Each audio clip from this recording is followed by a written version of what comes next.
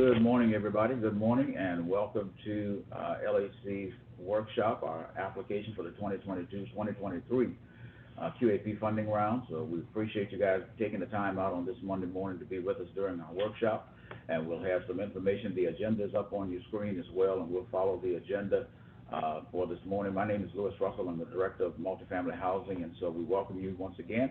LAC's workshop for this morning, so we are grateful to have you with us, and we certainly trust that the information provided is going to help you to get through getting your application submitted to us next month for our funding cycle. So without any further ado, we'll have some opening remarks from our Interim Director, Brad Swayze, and I'll turn it over to him.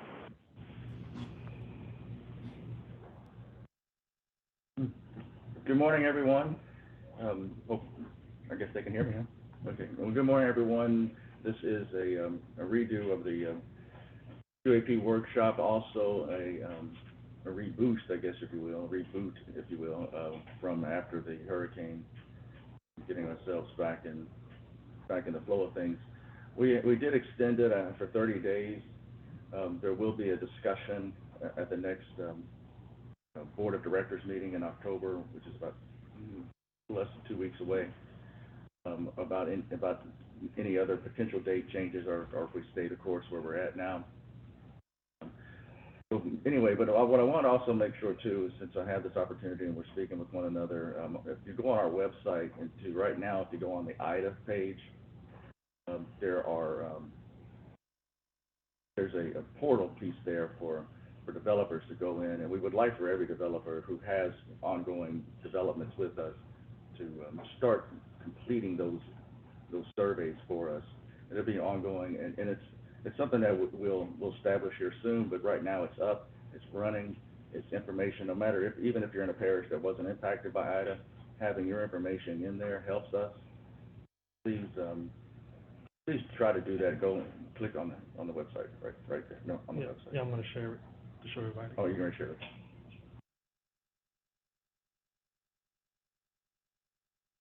All right. And now just hit any button anywhere. Get away from no.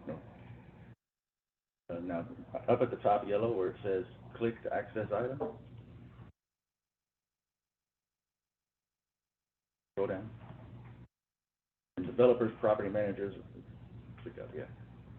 Developers, property managers, that information, complete your property survey. We would like for anyone who has a LHC development with us, do that for us, even if you're not in the IDA area. And eventually what you're going to see is this process, this system, if you will be something that we'll have ongoing regardless if there's a disaster or a hurricane, but it'll be a way that we can track and produce information and stay on top of our properties on a monthly basis. Ideally is what we're trying to get to.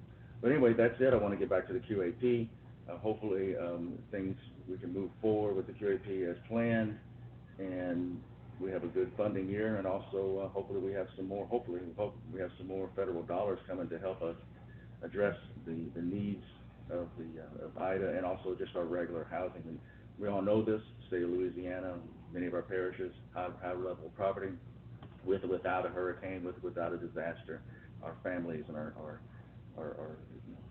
market is high for rents, and we have people who need immediate housing now, regardless of where you live in the state of Louisiana. So that's what this QAP is about, addressing the whole state, also addressing the Laura Delta Zeta area, and also just getting 2023 out the door so we can hopefully get past the COVID impact that we've had and begin to really make a difference in our funding and our opportunities that we have available today.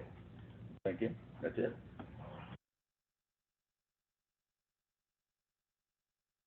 Thanks, Brad. We appreciate it. As we move forward through our process on today, next we'll have some information regarding the Section 811 project-based rental assistance, and we'll have Angela to come and give a presentation on that, as well as, why not? All right, come on.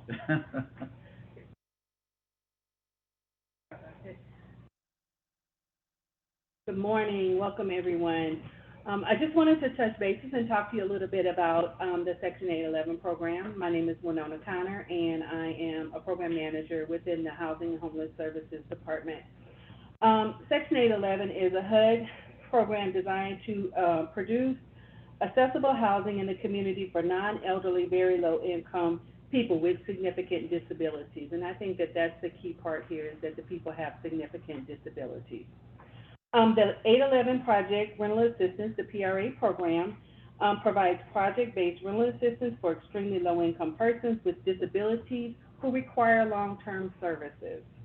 The program is made possible through the partnership between Louisiana Housing Corporation and the Louisiana Department of Health, whereas Louisiana Housing Corporation provides the rental assistance subsidy and the Department of Health provides the services component for this project. The 811 program creates the opportunity for persons with disabilities to live independently as possible through the coordination of housing subsidy and services. So this is our second round of 811 projects. The first round we received was in fiscal year 2019, and it allowed us to produce 146 units of affordable housing. With this new round, the fiscal year 12, our first round was fiscal year 12, and we created 212 units. Through this new allocation, fiscal year 19, we anticipate creating about 146 units. So we just wanted to provide you all with a little bit of information about the 811 project. So as you put your application together, we hope that you consider setting aside units for the 811 project. At this point, I'm going to turn it over to Angela Davis, and she's going to talk about the eligibility and how the units are selected. So I will turn it over to Angela Davis now.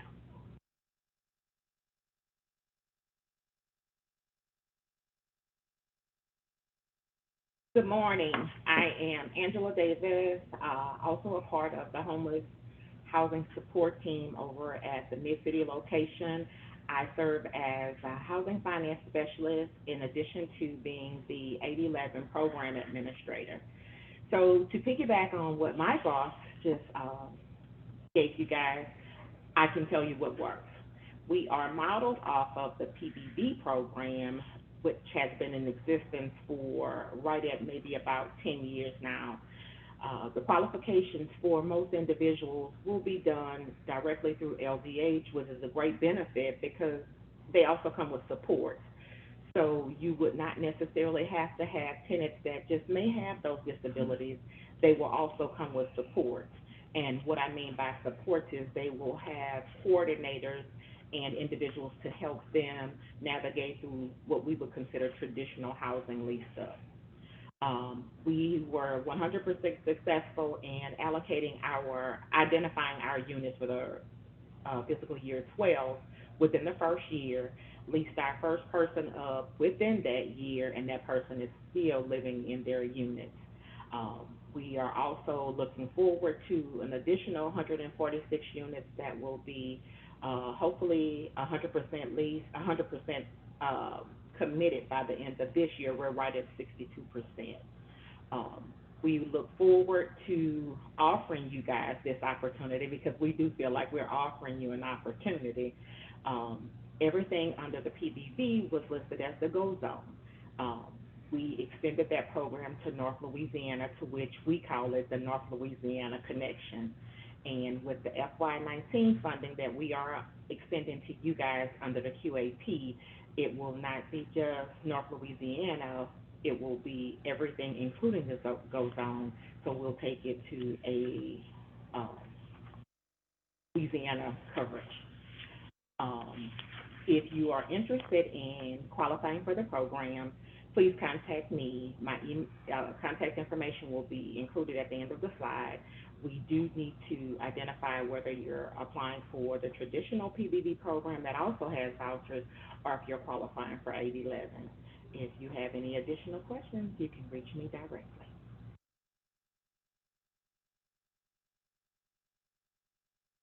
Thank you.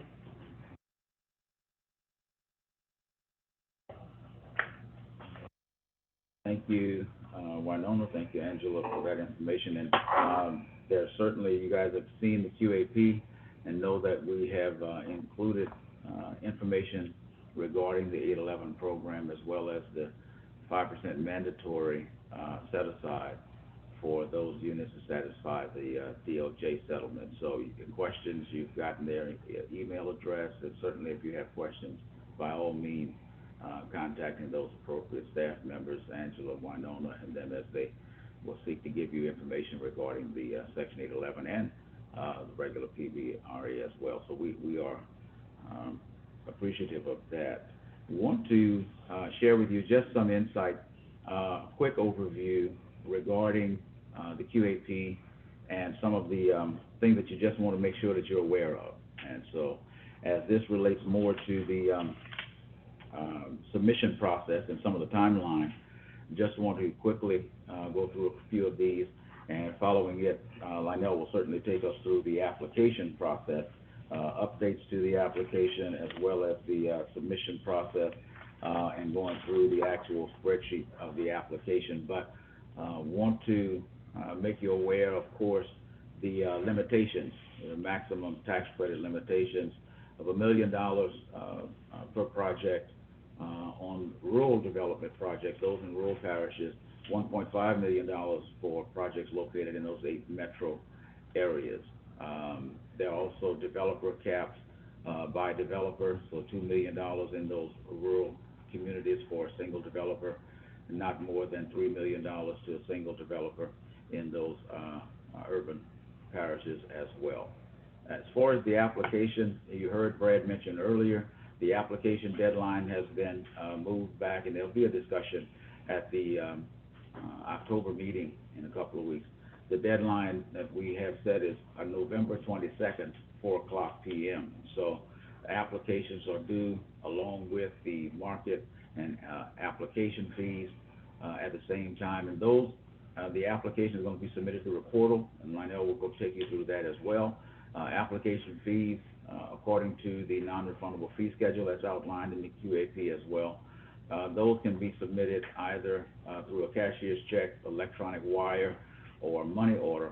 And so those are the proper ways to get those fees into us by that November 22nd deadline in order that we might process and move forward with the applications. There are QAP comments. You can certainly request electronic information on the wire transfer, on how that's done, and as well as the bank information in order to send those to us. So that will be made available as well. Want to make sure that projects understand that in order not to be disqualified, certainly want to avoid some of those conditions as well, as you see on the screen, making sure that the application is legible, that it can be processed through our system, that it's not, for lack of a better word, corrupted in any kind of way, so that it can be printed, stored on our system. And the underwriting application must be submitted in that Excel format so that we can process it as well. It must be complete, unlocked, not tampered with, all of those conditions that would otherwise make the application become disqualified. Applicants who don't create their unique password and ID or provide valid email addresses, those kinds of things. Just want to make sure that you do your due diligence in submission of your application. You see the non-refundable fee schedule as it relates to the application fees. They're based and broken out by unit. Market studies, $4,800 per market study. And so the community notification is also another item that we want to make sure within 6 weeks that you have posted and published your notification in the journal notifications. And so it's got to or must include the following items: the name, address of the property, project, the maximum number of units, the unit mix, construction type, whether it's new construction, rehab, elderly, family, etc. The project is competing for 9% tax credits, or if, in the future, if it's not a 9% or 4%, certainly want to acknowledge which of those you're applying for at any point, but certainly for the 9% competitive, must state so, that it's a 9% application that you are applying for. The total development costs, funding sources, including contact information. So all of that needs to go into what's being submitted. And again, part of your application submission is proof and evidentiary material to that as part of that submission process. So we're looking forward to a robust application submission.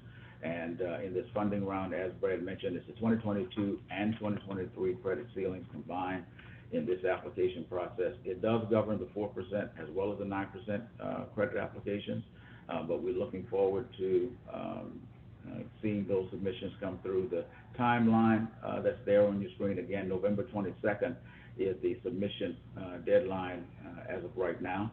And so we're certainly looking forward to those discussions that will take place at the October board meeting as well. You all have some questions. You're welcome to load those up into the chat, and we'll certainly be monitoring for questions as well regarding the application. Again, it's our application workshop, so we certainly want to make sure that if you have questions or concerns regarding the processing or information contained within the application, that we get those responses back to you. So we appreciate it. With that, I will turn it over to Lionel Dennis, who will walk us through the application. Thank you.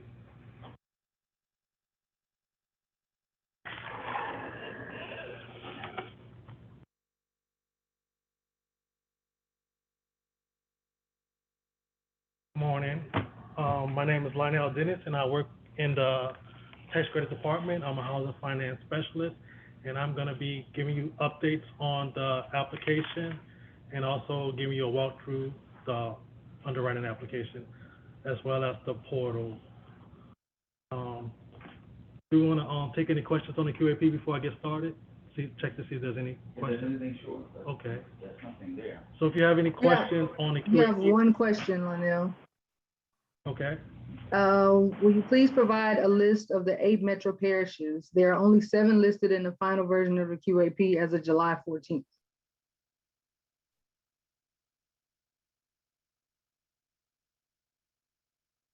Okay, what I'm going to do is put a list of those parishes on the screen for you.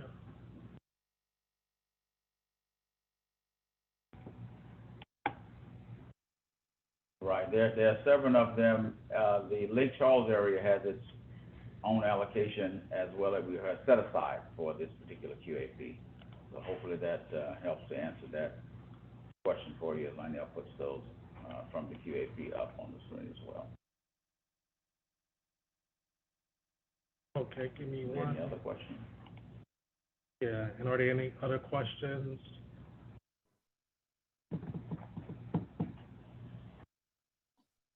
Nope, that's the only question in the chat. Okay. Thank you.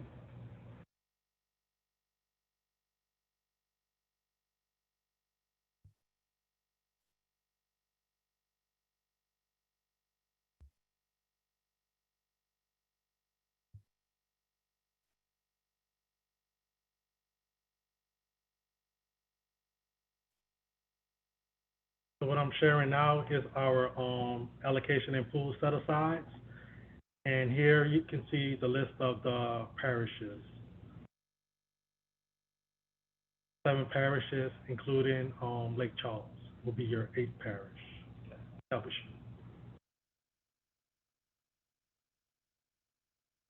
Okay, now I'm going to switch over to my PowerPoint presentation.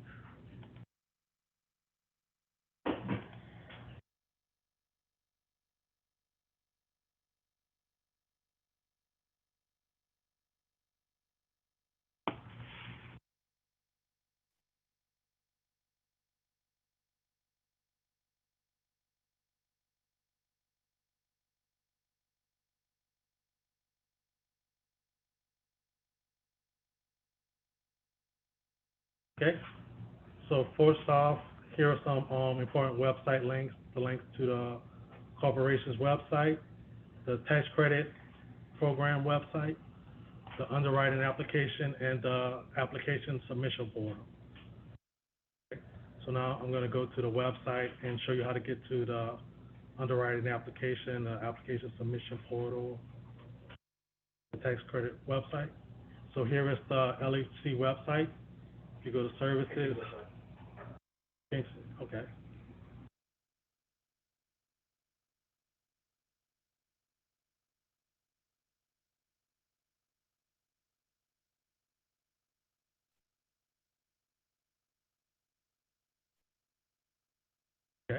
So here's the LHC website.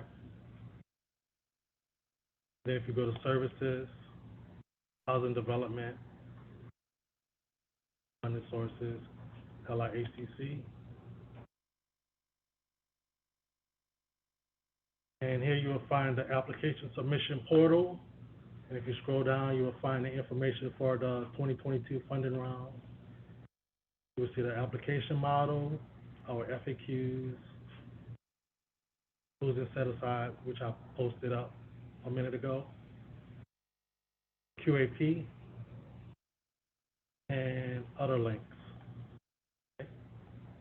Now I'm going to switch back to the PowerPoint.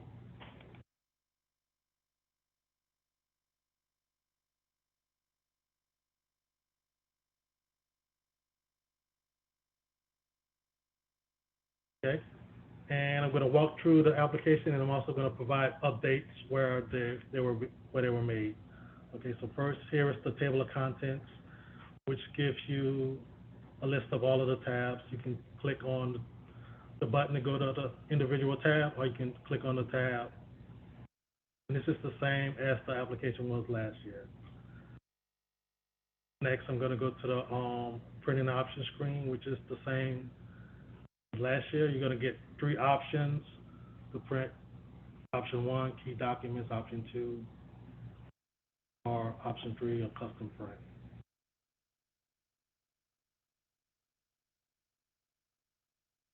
Moving on to the narrative. Here you can provide details and a brief narrative about your project. Anything that you want to highlight about your project, number of buildings, number of units, any unique qualities to your own project. You put that there. Next is going to be the instruction tab.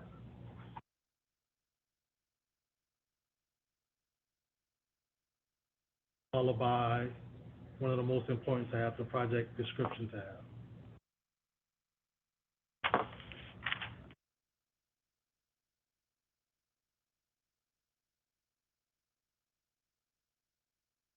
Okay.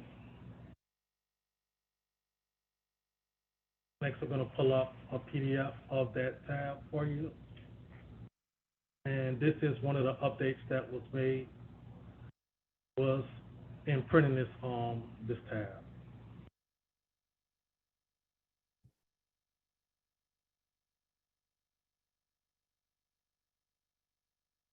It's taking a second to pull up.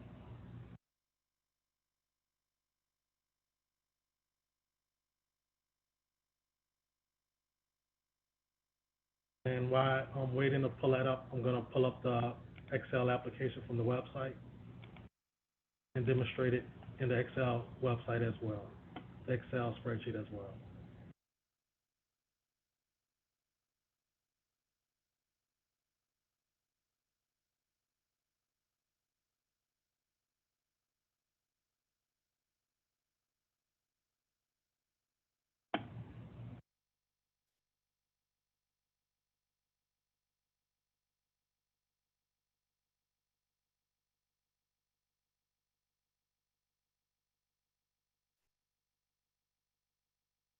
If you had any questions on the slides that we went over, covered so far, you can go ahead and put those in the chat.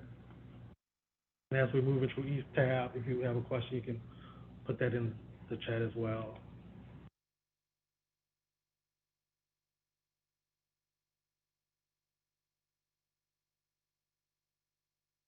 Okay, so this is the project description tab. Here you will put in your project funding characteristics of the applicant,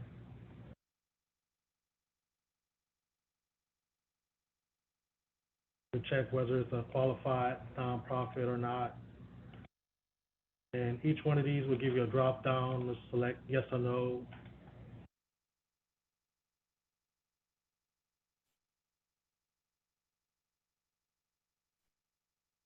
And in the current application, if you try to save this tab, it would automatically show you the first 10 rows. So you wouldn't, or the first 32 rows, so you wouldn't be able to see very much. So we're going to fix that in an application that we're going to release by the end of the day. that's gonna correct that. And also there were some minor cleanup problems that we cleaned up too, and we're gonna release that, this afternoon. And also, I'm gonna scroll over to columns L through S. This is something that was hit last year that we decided to unhide this year. And this gives you, this lets you see the formulas and to see what some of the data that the reviewers are looking at. So we got asked to put that back, and we decided to go ahead and do that. And moving down the project description tab,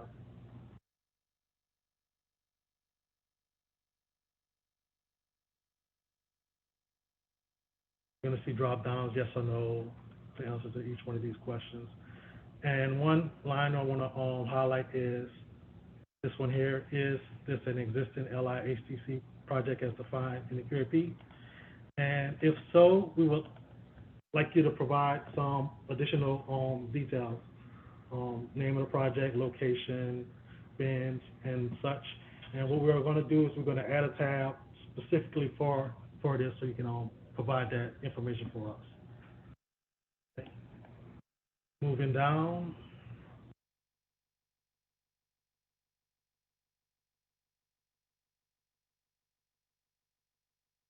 Selection of funding pool, request of other funding other than LIHTCs. Here you're going to see a drop down with a list of pools, and you're going to see the set-asides included as well. So we have those new set-asides for this round: the reprocessing, the Metro CNI, the disaster credit set-aside, and the wait list set-aside. So you can select that.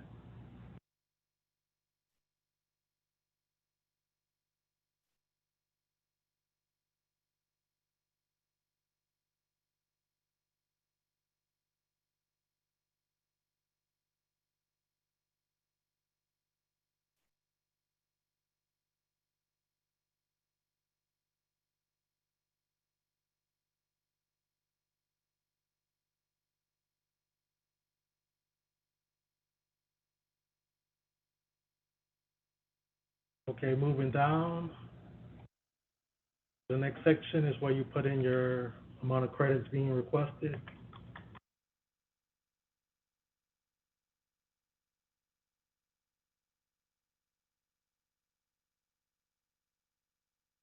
Okay, and if you exceed the maximum credit request, you're going to get this message, and you're also going to get similar messages based on the information that you put into the application.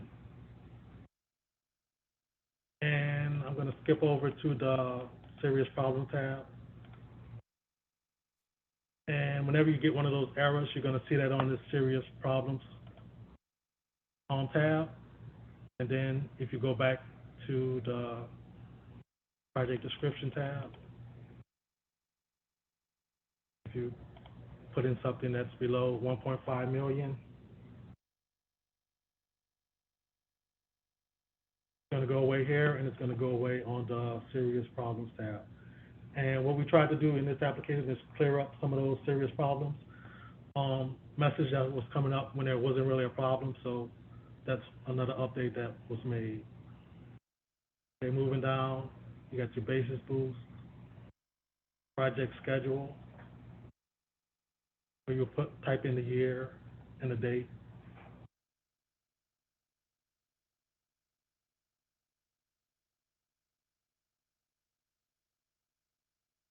Moving down to the permanent sources of funding. Find some drop downs here.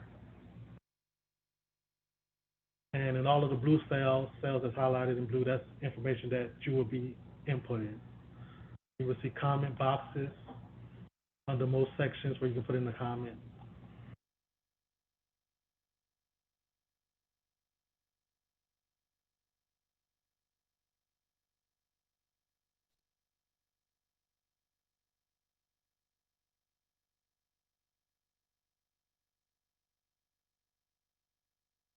Moving down to the permanent sources of funds summary. So as you input information above, you're going to see that populate this summary, and also this application will feed information to other tabs as well as pull information from other tabs as well. So you may need to complete different tabs in order to see the complete summary in the complete picture.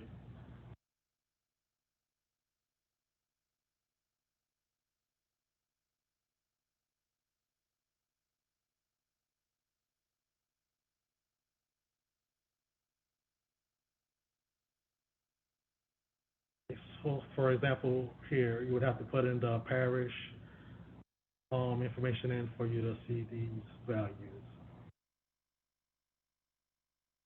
And one of the updates we did was update the values, the parish values, and the HUD TDC values.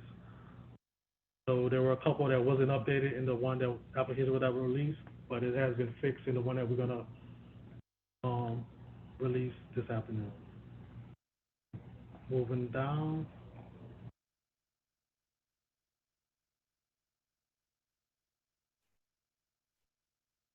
Here's the targeted population type. You have drop downs, select yes or no. And your selections will feed into the selection criteria. And when I get to the selection criteria, I will show you some of the updates to that. Nothing has changed since the one that's been released, but I'm gonna show you what changed from 2021.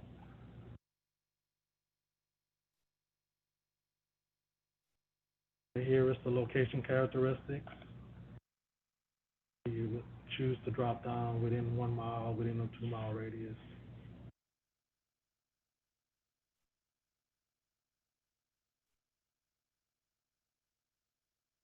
Next are your project characteristics, where you'll find your drop downs.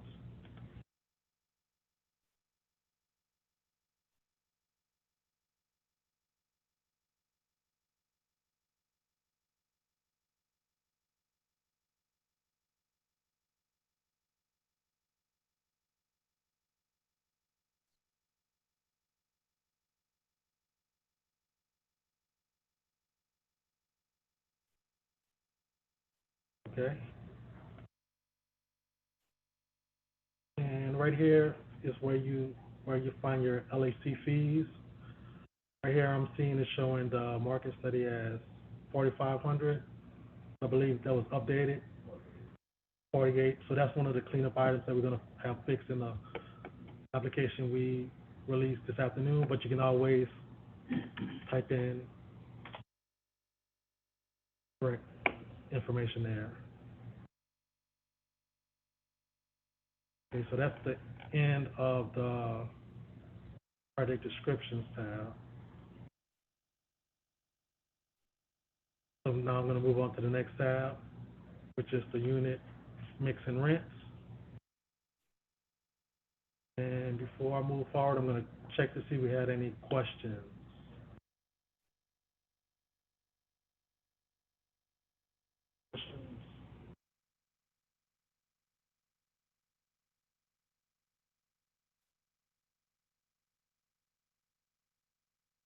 Okay. I got a question from Wine Bait. Can you explain the order which LAC will award funding based on the individual pools, and if the pools are collapsed?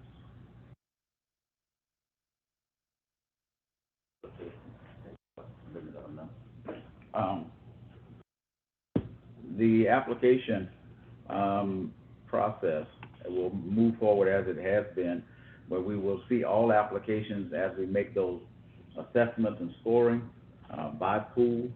And then once the pools collapse within their sub-pools, we get to a statewide pool, and all the projects are then re-ranked, and we'll run those from the highest scoring down through those. So we'll start with those primary pools first in the rural as well as the metro areas, but also those that have set-asides, like the Lake Charles area that has those disaster credits. So again, those are going to be done simultaneously to get to the point of sub-pools where there's not enough credits to fund the next project, and we will move forward in priority down those sub-pools.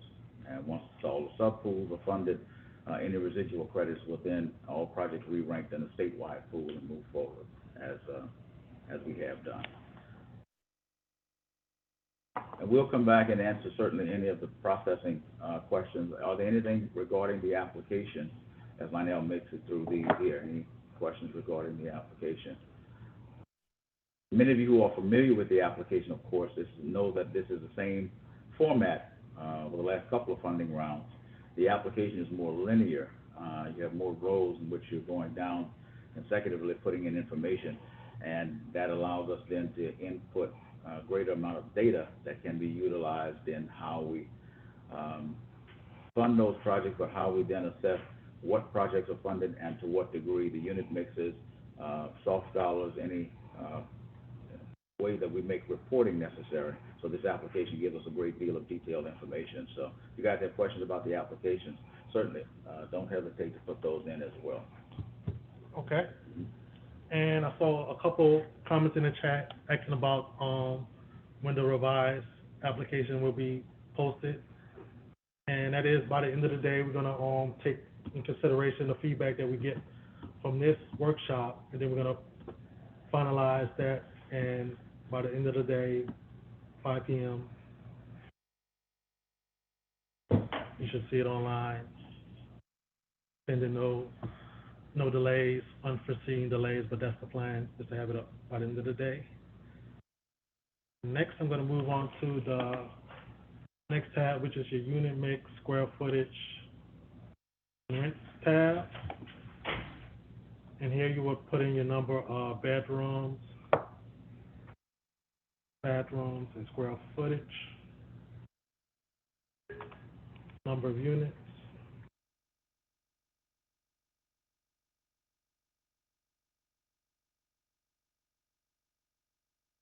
as it's LIHTC, residential staff unit.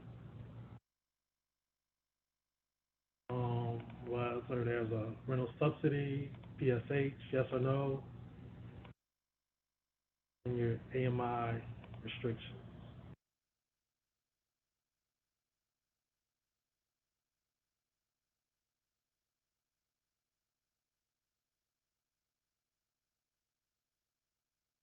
Okay, and you would do that for each AMI type. Enter that in. And below you will find a summary of the information that you put in at the top. And you're going to get some notes, whether it meets your set asides, if it does or if it doesn't. You're going to get a message telling you if you fail to meet any requirements or criteria. Okay. Moving on to development costs.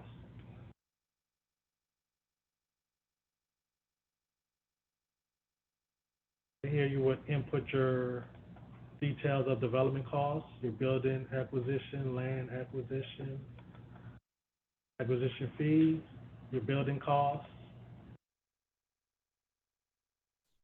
As you can see, some of this information is going to pull from other sections for your community facility, excess costs.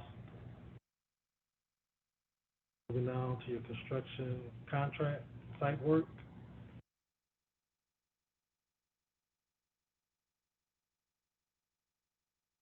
Hard costs, outside construction contract, construction contingency, interim costs. There's a line item for each one of these items.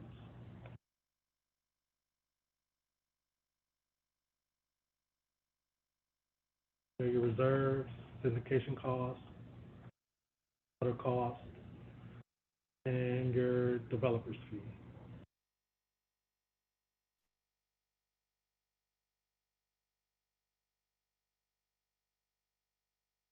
Okay, as you can see here, it's gonna tell you whether or not your developer fee is above the limit based on the information that you inputted throughout the application.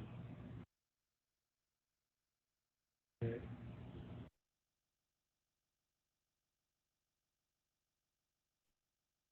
This section, it shows you if your sources and use balance.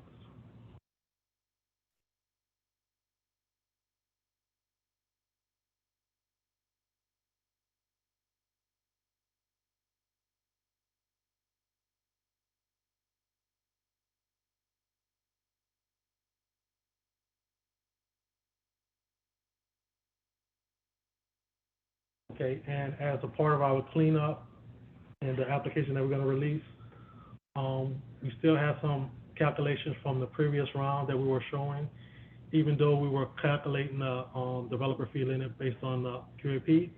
So in the cleanup version of the application, some of these rows are gonna be removed.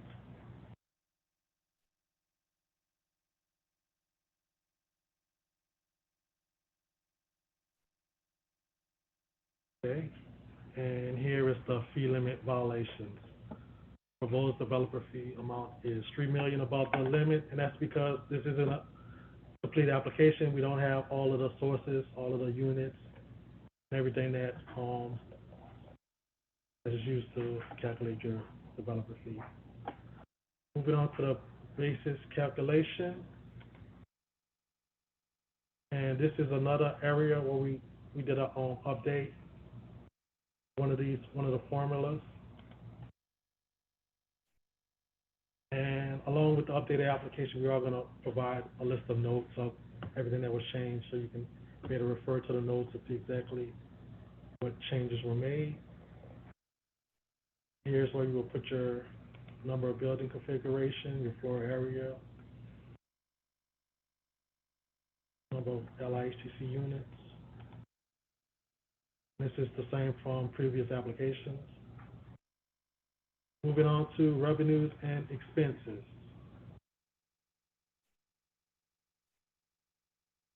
It's the same as previous application. You would enter in your commercial space rent, interest income,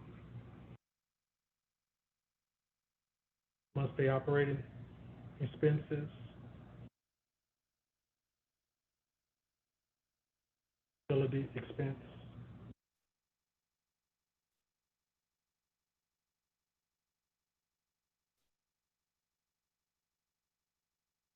and we want to remind you to put in your comments if there's anything that doesn't add up, that you think is an error. You can always put your comments in. Okay, moving on to the performer.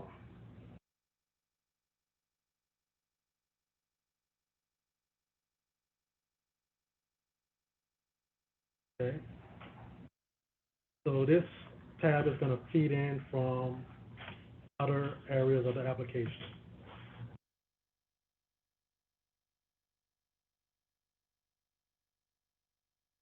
Okay, now moving on to the selection criteria. Thinking like noon would So- be a good Okay. time, if that's good for everybody else and you. Maybe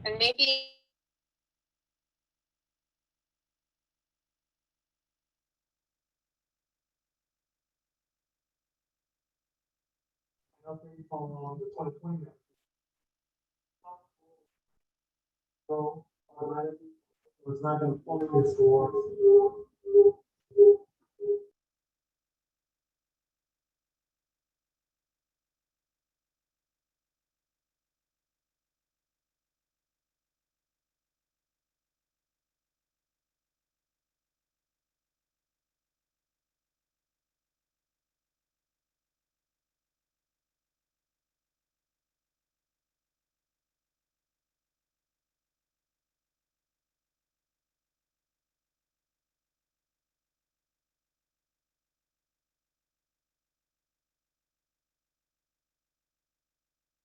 Just now when, the person chimed in, I had to mute all. Okay. Okay.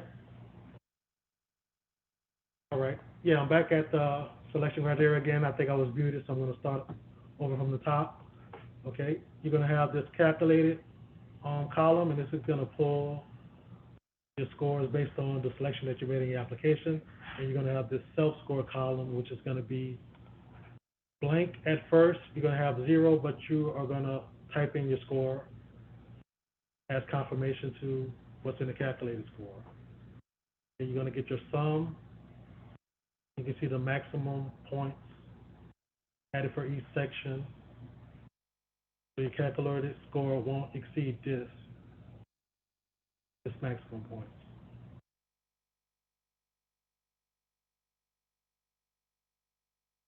And nothing's going to change on this one from the new application. release. So everything's gonna be the same here. Everything's gonna be the same on the summary.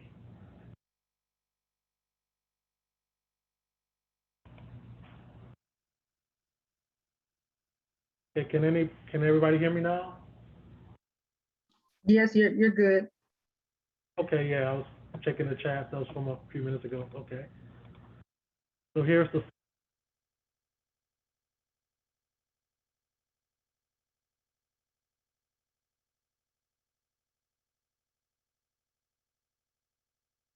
the summary is going to pull information from all of the previous tabs, and this is an important summary because it's going to give you your unit mix. It's going to tell you your number of your units, your taxpayer name, operating budget, total sources of funds, your total development costs, and your cash flow. Next, moving on to the checklist tab. It just shows you all of the items, all of the tabs, and it's just the same from last year, and it's just the same as the application that was published before.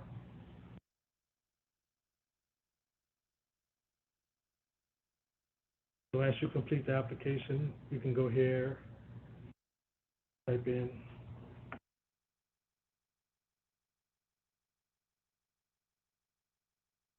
well, you won't be able to type in, but as you complete it, it should populate.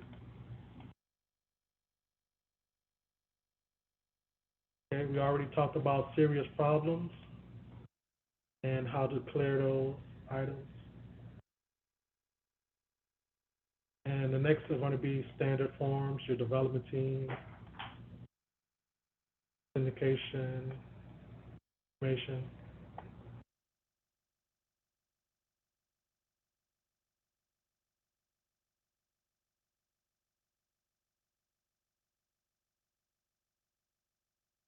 Taxpayer applicant certification. And none of these changed, so none of these were updated.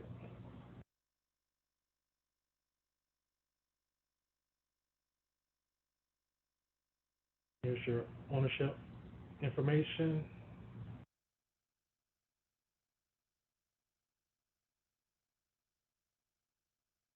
Site control.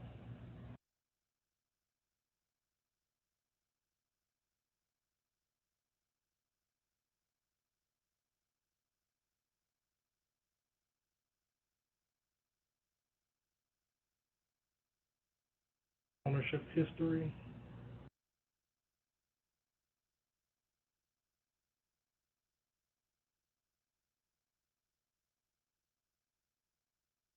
Zoning.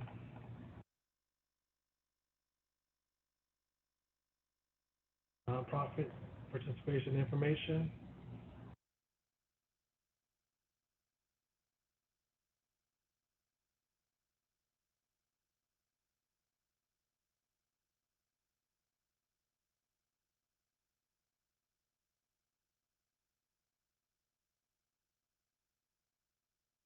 Certification regarding debarment, batching, environmental.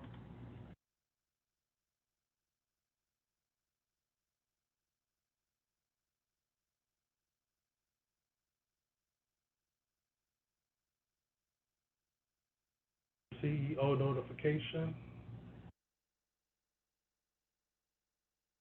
And here you're going to put the name of your local chief, executive officer, their title, the municipality, locality, and address. You're looking for a letter from your local CEO, parish CEO, state representative. Next is developer experience.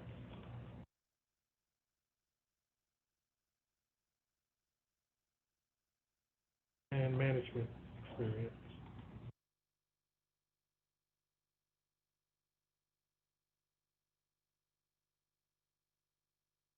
And finance insert at the time of application.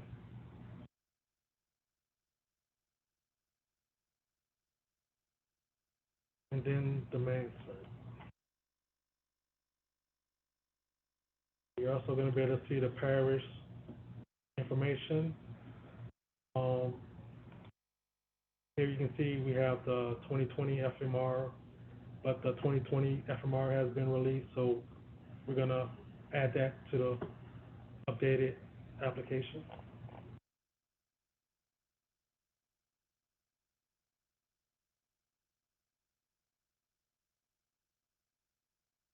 And demographic data, we're going to use the same format as last year, so we haven't updated any of these. The same parishes that qualified before are going to qualify again for the same amount of points. And HUD TDC data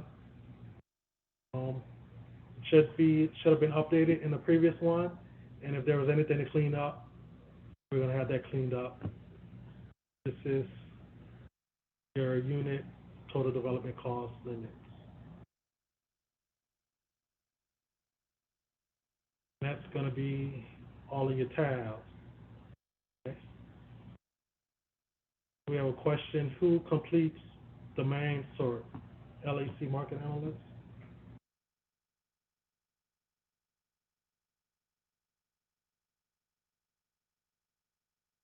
Wendy? Yeah, here's the question. They just wanted to know who completes the domain sort. The market analyst. Okay. I'm sorry. Yeah. Yeah, so this is something that the market analyst will complete. Okay, any questions?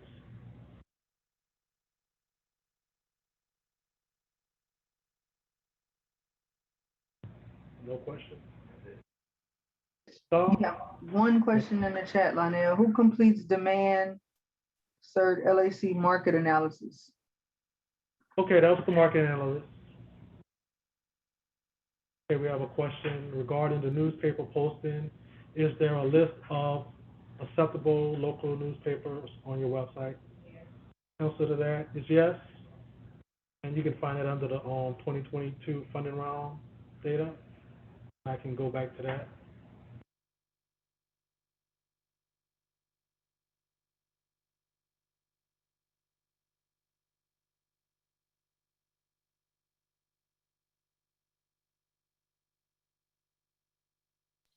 You also have a question in the chat about the tiebreaker. Okay. So here's your list of official parish journals. All right. So the steps for the tiebreaker, you can find that in the QAP. We actually have a step-by-step on how we handle tiebreak.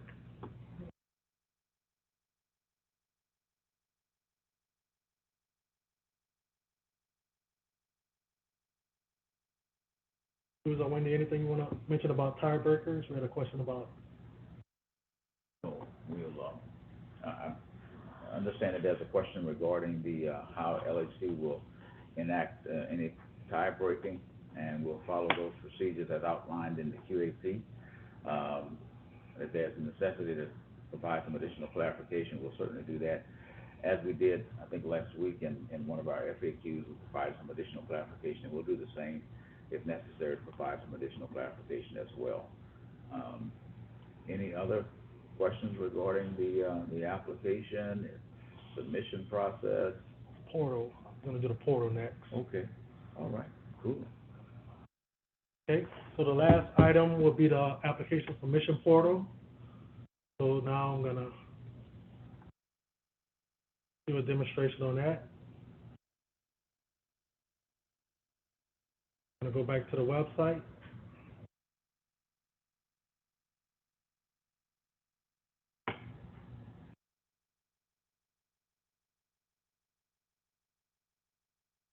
The website on now? Can you see the website? Okay, that's fine. Hey, Lionel, you have another question in the chat about the developer fee, max deferred developer fee, and where that can be found in the QAP. Okay. Give me 1 second. and I'll pull up the QAP for you.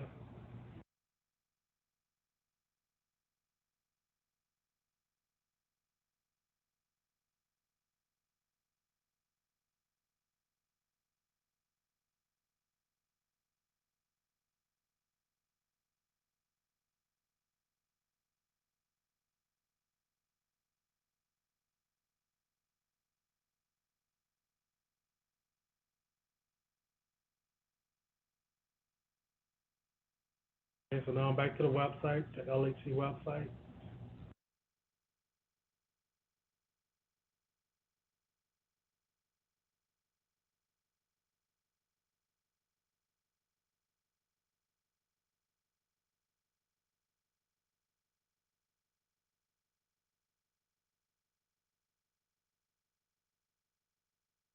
Did just get one more question.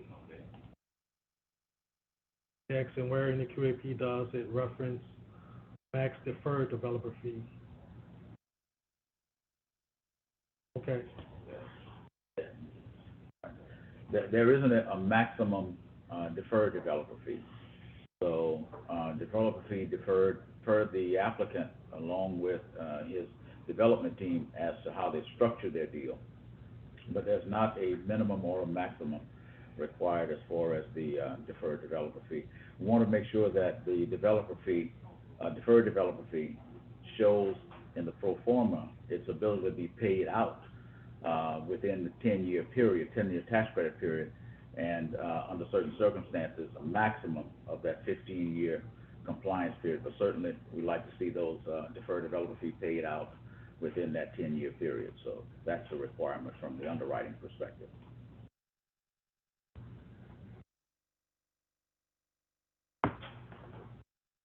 okay. Next, moving on to the application submission portal, and you're gonna find the link there here.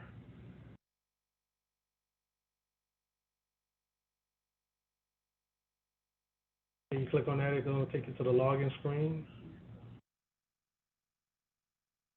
And here is where you can register.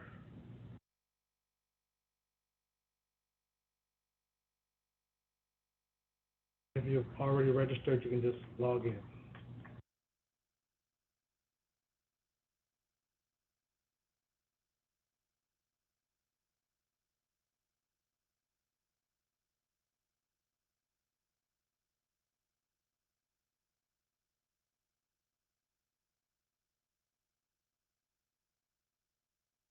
Okay. Next, I'm going to go back to the PowerPoint presentation.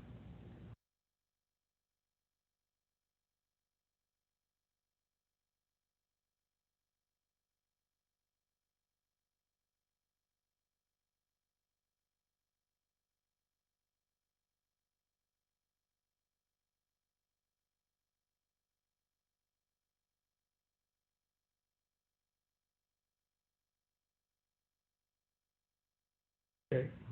So here's the steps on how to create an account. You hit the register button. You need to register.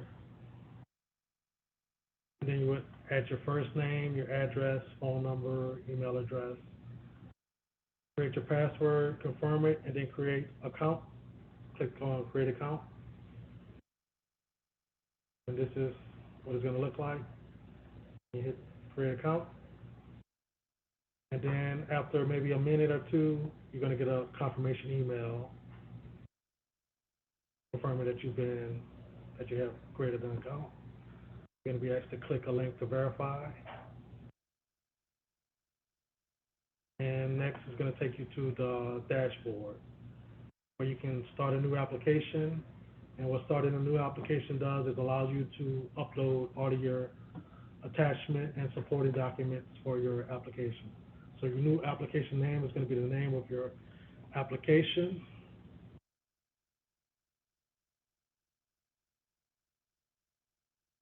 Okay. And once you create a new application, you're going to see this screen here. You're going to put in the applicant's name, your phone number, taxpayer name, address, phone number, taxpayer contact name. as well as a secondary phone number. You hit save and continue. Then you're going to get to the section where you can upload your documents. So you're going to see a list of all of the items. The item list is going to be the same from last year. You're going to see some duplicates that we weren't able to clean up in time, so it's going to look exactly the same. And you're only going to be uploading information that's relevant to your property. So if the items don't apply to your property, there's no need to upload anything. So this is just a list of all of the items that you can attach. The appendix C.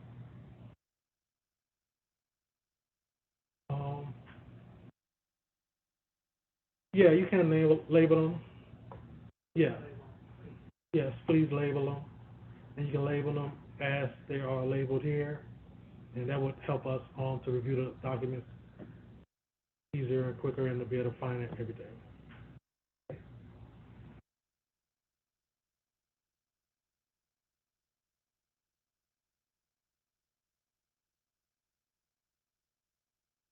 And once you have uploaded everything, you can save your progress. You can log out and come back at any time. And then when you're ready to submit, you will click on the submit button.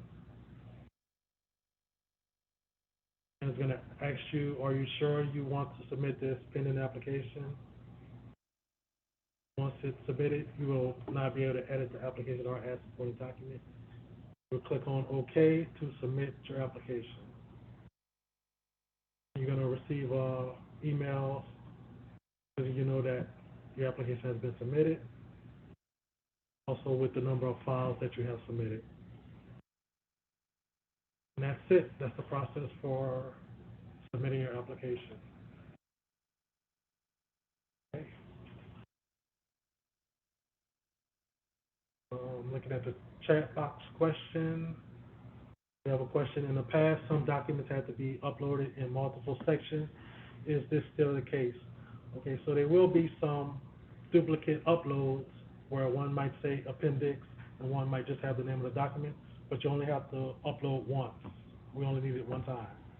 So you can put it in either of the spots. So we only need it once. Okay. Next question is, everything submitted electronically, or will any original documents be required to go in by mail? So everything will be submitted electronically. So the spreadsheet, the application spreadsheet, all of your attachments, you can submit all of that electronically. And that concludes my presentation. If you have any comments after the workshop, you can always email QAP comments at lac.la.gov. I'll turn it over to Louis. All right, appreciate it. Thank you, Lionel. We certainly hope that if you all have any additional questions, you've heard the QAP comments is a place to send those questions in that you might have. We look forward to seeing and getting the submissions of various applications.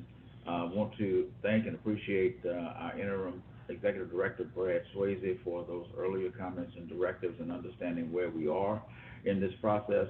Certainly having those disaster credits, looking forward to any additional resources the agency may get.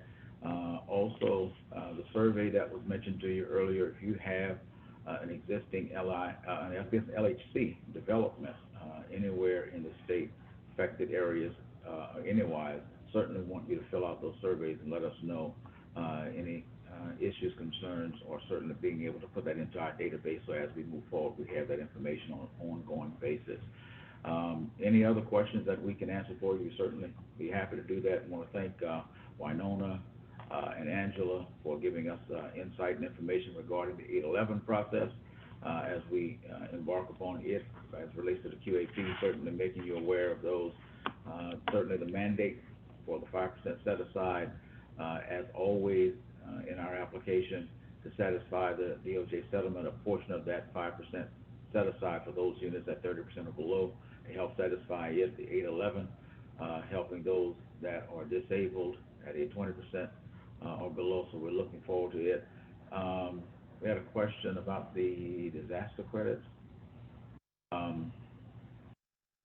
I think we put some information out in the FAQ regarding maximum on the disaster credits as it relates to developers. We'll certainly look at those, and if there are some clarifications needed, the disaster credits, 75% of those are set aside for the Lake Charles area based upon the devastation, of course, that was received last year, and Laura and Delta coming through in 2020. And so the maximum, I think on those are at $2 million for it. There was some, unless I'm looking, I don't have the FAQs right in front of us, we'll look at those and make sure, but certainly we'll clarify any questions regarding those disaster credits if you need so. That will be part of what we do as we look at reviewing applications, getting through the disaster credits that we have, and all those set-aside pools, nonprofit set-aside pools, those that have a designated set-aside, and then further reducing them within the pools, sub-pools, and then a statewide collapse pool as well. Anything else?